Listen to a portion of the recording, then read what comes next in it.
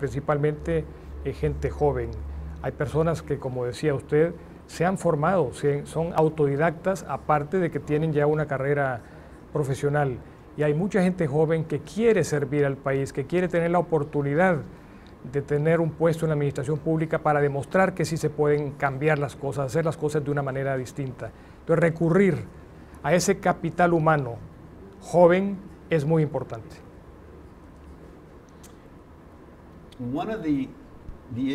Uno de los temas de los que no se habla mucho y que se mete bajo la mesa y es vergonzoso para el país, pero yo no tengo problema en traerlo, es el abuso de mujeres, la forma en que las mujeres son tratadas en este país y la forma también en que los niños son tratados aquí. Nelson Mandela dijo algo que tiene que ver, dice que el alma de la nación se determina por la forma en que trata a sus niños. Honduras no está tratando muy bien a sus niños. Algunos de estos problemas tienen que ver con la cultura, con lo social. Algunos tienen que ver con la dinámica del hecho de que la familia de Honduras está desintegrada por muchas razones. Y una de ellas pues es la emigración. Hay más de 1 millón de hondureños trabajando y viviendo en Estados Unidos y la mayoría de ellos no tienen documentos. Y el gobierno tradicionalmente anima a que eso pase porque es un generador de ingresos. Ahora más de 2.5 mil millones de dólares que vienen acá. Y estas remesas que vienen de los ilegales es como una de las formas en que llegan dólares al país. Pero hay un precio por eso, porque cuando el padre se va, el hijo se queda sin padre. Y eventualmente lo que pasa es que la madre también se va para encontrar al padre y eventualmente los hijos están en un tren hacia México buscando a sus padres con un pedacito de papel con el nombre de una ciudad y eventualmente quedan atrapados también hasta en pandillas. Definitivamente en Honduras hay familias desintegradas, aldeas, pueblos que ahora están llenos de ancianos y no hay gente joven porque se han ido. Así que la pregunta aquí es, ¿cómo pasará usted o cómo logrará usted fortalecer la familia cuando la estructura, la fábrica de nuestra sociedad aquí está cayendo? Es un problema que tiene muchos orígenes. Aparentemente el origen principal es la falta de recursos en una familia para que el que hace cabeza se vaya a buscar mejores ingresos.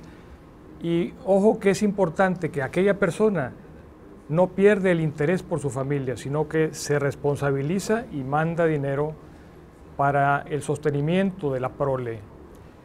Pero tal vez esa persona que se va no está consciente de que en una familia hace falta padre y madre para educar a los hijos, y no solamente madre o no solamente padre.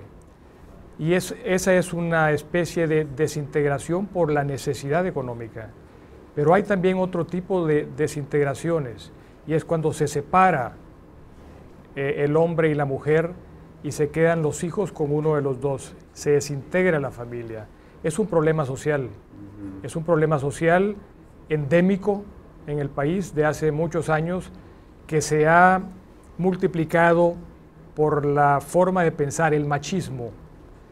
Hay padres que tienen tal vez 10 hijos con distintas mujeres y es algo cultural que hay que cambiar.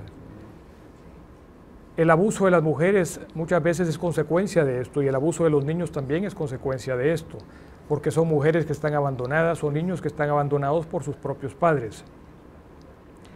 Decía Juan Pablo II que hay muchos niños huérfanos de padres vivos. Y es una realidad, porque también se engendra y después no se tiene la responsabilidad de darle seguimiento, educar y dar buen ejemplo a esos hijos.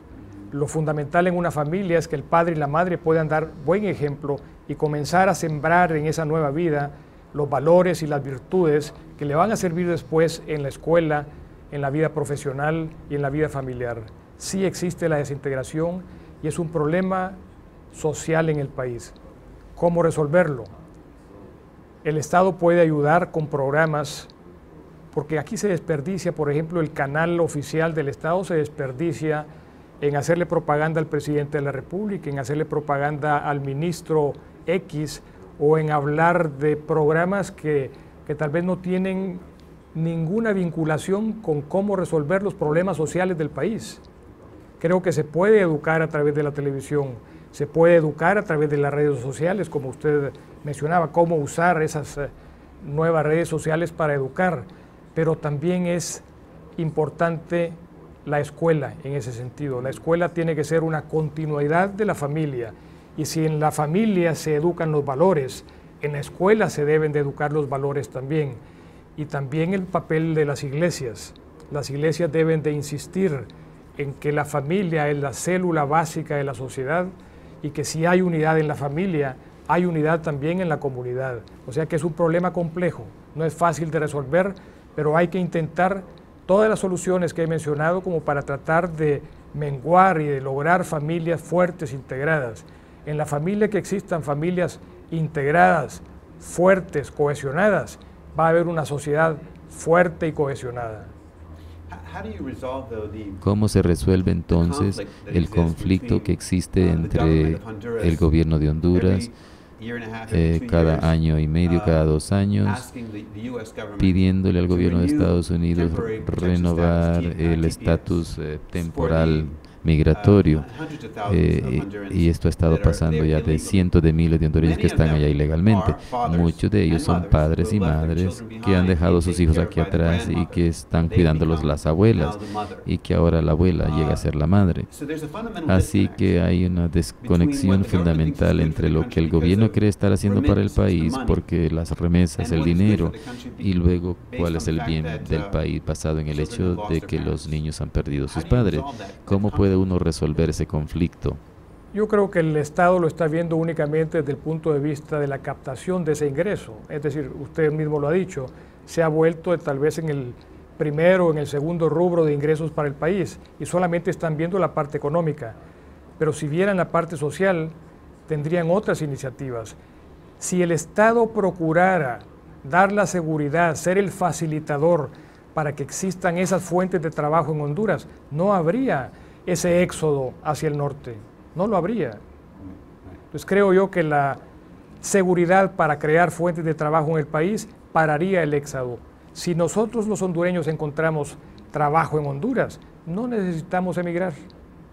Pero como no hay fuentes de trabajo, entonces la gente sale en un éxodo hacia el norte. No importa si el país es en América o si el país es en África, pero el éxodo es hacia el norte. Es algo que se debe de controlar más, se debe de pensar seriamente cómo resolver el éxodo creando seguridad y fuentes de trabajo en Honduras. Y el otro problema es ya en los Estados Unidos. Desde el punto de vista de los derechos civiles, de los derechos fundamentales del ser humano, creo que gobiernos como el de los Estados Unidos deberían de pensar en el derecho de la reunificación familiar. Si un inmigrante se ha ido a los Estados Unidos, si tiene trabajo, si está sirviendo a la sociedad norteamericana, que esa persona tenga el derecho de reunificarse con su familia. Es un derecho básico que tampoco se debe de disimular, que se debe de enfrentar y que se debe de posibilitar, porque es injusto tener prácticamente una mentalidad de esclavista. Yo permito que una persona venga aquí a dar su trabajo, lo exprimo laboralmente, pero no le permito que viva como ser humano junto con el resto de su familia. Creo que en un estado como los Estados Unidos no se debe de perder de vista la ideología de los fundadores de la Unión, y no permitir la reunificación familiar contrasta con el pensamiento original de los fundadores de la Unión Americana. Ese es un buen punto. Sin embargo, usted como presidente de Honduras, si llega a ser presidente, realmente no tiene mucho control de eso. Eso es un deseo, es una esperanza de que Estados Unidos actúe de cierta manera, pero usted tiene una influencia limitada sobre eso. Así que últimamente nos lleva a crear oportunidades en Honduras para que los hondureños no quieran desear salir. Cada hondureño con quien yo he hablado en Washington, D.C., está está impresionada, están deprimidos, ellos no quieren estar allá, están aislados, no han aprendido inglés, y cada uno de ellos, de los hondureños que hablé con ellos allá, me dijeron a mí, si yo tuviese una oportunidad pequeñita de ganar algo básico, yo regresaría mañana mismo a Honduras.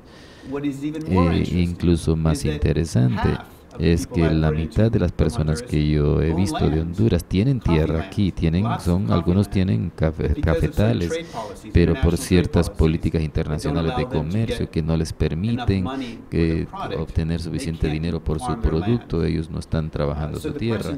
Así que la pregunta aquí es, ¿cuál es su política para creación de trabajos en Honduras, sabiendo que hay limitantes a lo que se puede hacer? La administración de Lobo está hablando de la inversión privada, quieren atraer más compañías privadas, están firmando un acuerdo de comercio con Canadá. ¿Cómo entonces quiere usted darle a la inversión privada sin vender el país? Por ejemplo, la industria minera. Recientemente el Congreso cambió el impuesto que pondrían sobre compañías extranjeras para la exportación.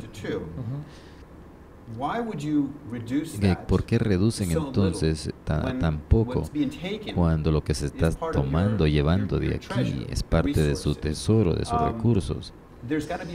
Tiene que haber un balance entre lo que están dispuestos a hacer como presidente para atraer la inversión extranjera y cómo quieren vender su país. ¿Dónde estaría el balance? Es muy fuerte hablar de vender una república.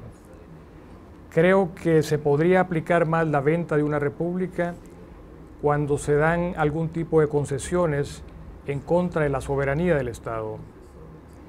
En el caso de los recursos naturales, yo pienso que si se explotan en países como los Estados Unidos, en países como Canadá, ¿por qué no tratar de explotarlos en Honduras y no saber que se tiene el recurso natural ahí bajo tierra, enterrado, sin ninguna producción? ¿Cómo podemos hacer compatible una industria con el medio ambiente? Eso es lo que hay que buscar, que se hagan compatible una cosa con la otra.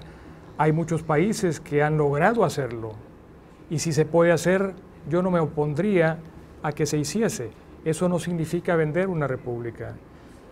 Creo que vender una república caería en otras consideraciones, como por ejemplo, dar concesiones por 80 o 90 años para que se explote determinada área del país, sin tener ningún ingreso a cambio. Me parece que las fuentes de trabajo que se deben de promover, entre otras, podría ser el turismo. Creo que Honduras es rica en recursos naturales. Tiene, por ejemplo, islas de la bahía, tiene ruinas de Copán, tiene las costas del Atlántico, las costas del Pacífico, tiene selvas, tiene montañas que se podrían perfectamente poner al alcance de los turistas. ¿Cuántos turistas llegan a Costa Rica? ¿Cuántos turistas llegan a Honduras? Yo creo que se puede perfectamente hablar de una infraestructura para mejorar los ingresos del país a través del turismo, pero no podemos traer turismo a un país inseguro. Entonces la seguridad también tiene que jugar con la industria del turismo, una industria. Por ejemplo, España ha sido muy favorecida por la explotación de la industria del turismo. En Honduras se podría hacer algo, no igual, pero tratar de avanzar en ese sentido. Los extranjeros que conocen a Honduras se van encantados porque las personas hondureñas somos amables, no tenemos prejuicios contra los extranjeros y los tratamos en la mejor forma posible. Entonces, creo que la industria del turismo es una forma de ayudar a que existan ingresos. Hay que preparar la infraestructura, hay que preparar, por ejemplo, las personas que puedan dedicarse a la hostelería en el país. Hay escuelas de hostelería que ya funcionan, pero pueden haber más en distintos lugares. Y por el otro lado, el campo. Honduras todavía puede ser el lugar donde se produzcan los alimentos, no solamente de Centroamérica, sino que de otros países. Volvamos al campo. Tenemos la oportunidad de volver al campo. el agricultor hondureño puede perfectamente vivir del campo, lucrarse del campo y tener también, abastecerse de sus cosechas.